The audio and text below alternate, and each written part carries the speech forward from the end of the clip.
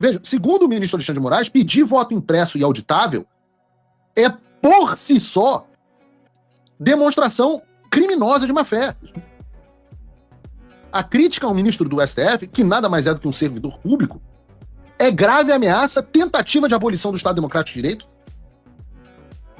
Se você reclamar, por exemplo, do abuso de autoridade de um juiz, essa crítica a um abuso de autoridade, essa reclamação, abuso de autoridade, já é uma atividade criminosa. Você reclamar do crime é instigar a população a ameaçar os abusadores e os seus familiares. Ora, essa é a essência da profissão jornalística, essa é a essência da profissão da política, que na visão estabelecida no voto do Alexandre de Moraes precisam ser punidas. Então eu me sinto naquela cena, e todo mundo sabe que eu, da minha veia nerd, eu me sinto naquela cena de Star Wars, né, no episódio 3, quando você tem o chanceler Palpatine discursando no Senado Galáctico. E aí você tem aquela frase, né, da Padme, que fala assim, então é assim que a liberdade morre, sob aplausos retumbantes.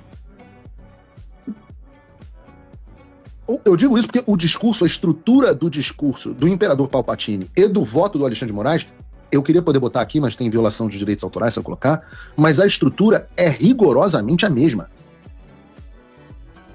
Ele acusa, ele, inclusive fala sobre a ameaça à própria vida, ele é a vítima, e fala que por isso terá que consolidar a quantidade de poder que ele consolidou, que é exatamente o que está acontecendo.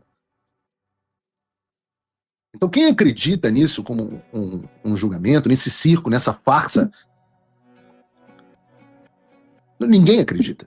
Mas quem propõe a legitimidade dessa farsa, do Alexandre, de novo, como o imperador Palpatine, né, se referindo a si mesmo como a vítima, ao mesmo tempo, ele se refere a si mesmo, ele cita, ele fala na primeira pessoa, não, e as vítimas seriam o ministro do presidente do TSE, no caso, a minha pessoa. Olha que coisa ridícula. Que acontece na mesma, o sujeito se refere a si mesmo como vítima ao mesmo tempo em que relata e julga o processo com a maior naturalidade. E diz que ele não é a vítima, que a vítima é o Estado brasileiro. Ora, l'estat c'est moi, né? Eu sou o Estado. Um atentado a mim é um atentado ao Estado democrático brasileiro. Ora, esse estado de coisas, nem o juiz da Coreia do Norte seria capaz de fazer.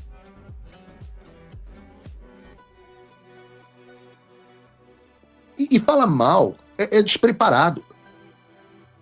Ele chega a ser corrigido pelo Flávio Dino, ele não estrutura bem as ideias, faz conclusões sem sentido. Na verdade, vamos ser absolutamente sinceros, é que sem a ameaça de prisão, o Alexandre não aguentaria 10 minutinhos de debate com alguém minimamente preparado. Respondam com honestidade aqui para mim no chat.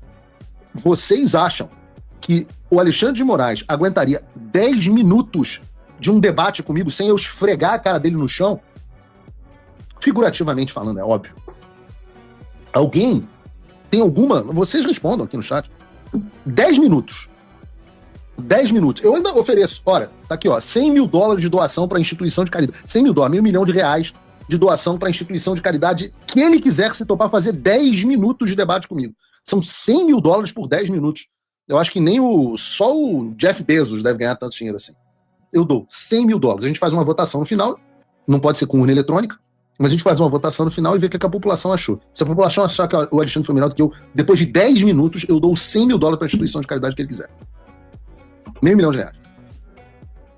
Não aguenta. É limitado, é uma farsa. O sujeito é uma farsa. Vejam, se você ouvir o voto que foi proferido, o que o Alexandre conseguiu comprovar?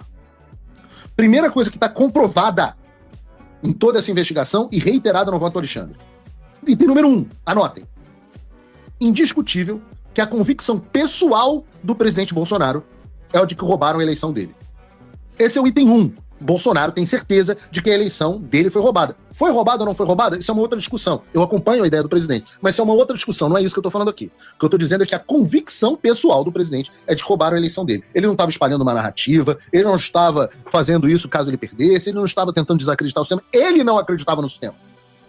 As mensagens dele comprovam isso de forma indiscutível. O que nos leva ao item 2. Uma vez que entendeu que estava sendo roubado, o presidente Bolsonaro buscou, dentro das 4 linhas, como ele gostava de dizer, qualquer alternativa. E aí a gente vê o deserto intelectual, que era o bolsonarismo, do qual eu sempre falo aqui. Ninguém sabia o que fazer. presidente Bolsonaro tinha tanta convicção de que mesmo com fraude ele seria eleito, que ele não tinha um plano para o óbvio. Né? A incapacidade do presidente Bolsonaro de planejar estratégias é algo já conhecido aos espectadores do Paulo Figueiredo Show. Mas ele buscou alternativas. Você pode dizer, pô, o presidente não soube o que fazer. Ou você pode dizer, o presidente não teve o que fazer. Mas você não pode dizer, o presidente não tentou fazer alguma coisa dentro da lei. Quem chamou? O advogado-geral da União, chamou um cara lá para dar uma minuta para ele de golpe, sei lá o quê. Isso que se chama de minuta do golpe. O que era isso? Todos os instrumentos constitucionais. GLO, artigo 142, estado de sítio, estado de defesa, tudo dentro da Constituição. O presidente foi lá e ouviu as pessoas. O que é absolutamente legítimo. 1, achei que foi roubado. 2, o que eu posso fazer para reverter esse crime, esse golpe em curso? Como eu posso reverter o golpe dado pelo Alexandre de Moraes? Chamem aqui todos os juristas que vocês puderem. Presidente, só pode dar uma GLO. Presidente, pode ser um 42. Pode ser estado de sítio. Pode ser estado de defesa. Deixa eu ouvir aqui as pessoas militares. Vocês estão acostumados. O que eu posso fazer isso? Não posso? Vocês concordam? Não concordam? Não concordam. Então não fez. Que nos leva ao item 3. Sem reverter, sem saber como reverter o golpe que sofreu, o presidente Bolsonaro foi embora para os Estados Unidos. E não se comprovou absolutamente nada. Além disso, no voto do Alexandre de Moraes em todo esse julgamento. Então, 1, Bolsonaro acha que foi roubado. 2, Bolsonaro procurou uma forma constitucional de resolver o problema. 3, não achou e foi embora. Só que tem um problema no julgamento como um todo. Porque é um problema central lógico. A defesa do presidente e de todos os demais réus se recusaram a assumir publicamente, de forma contundente, o item 1 dessa estrutura lógica, que foi que o presidente acha que foi roubado. Você não vai achar em nenhum discurso, em nenhuma alegação, em nenhum documento, alguém dizendo, não, nós achamos que a eleição foi roubada. E não é porque o presidente não acredita, porque eu garanto a vocês, é nisso que o presidente acredita. Mas porque os advogados dele e dos demais réus tiveram medo de fazê-lo. Medo. Tiveram medo de dizer. Medo de dizer, olha, nós achamos que as eleições foram fraudadas, por isso, tá aqui todos os documentos apresentados. Esse foi o teor do relatório das Forças Armadas que o Alexandre cita hoje e que nenhuma defesa teve a coragem de abrir e dizer que o relatório diz que o sistema eleitoral tem uma série de vulnerabilidades. Ninguém teve a coragem de explicar por que o hacker que ficou no sistema do TSE representava um perigo.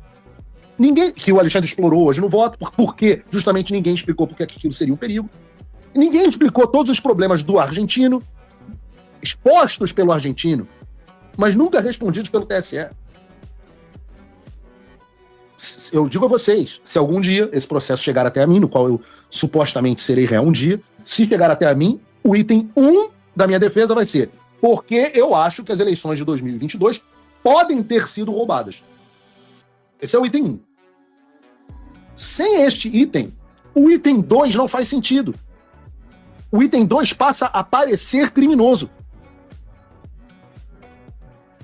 Entende qual é o problema lógico?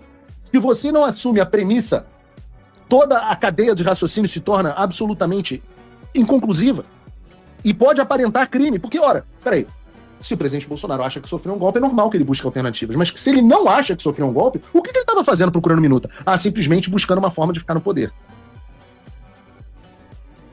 E aí o item 3 dele ter ido embora se torna absolutamente multo, né? Atualmente nulo, atualmente inconsistente, totalmente inconsistente.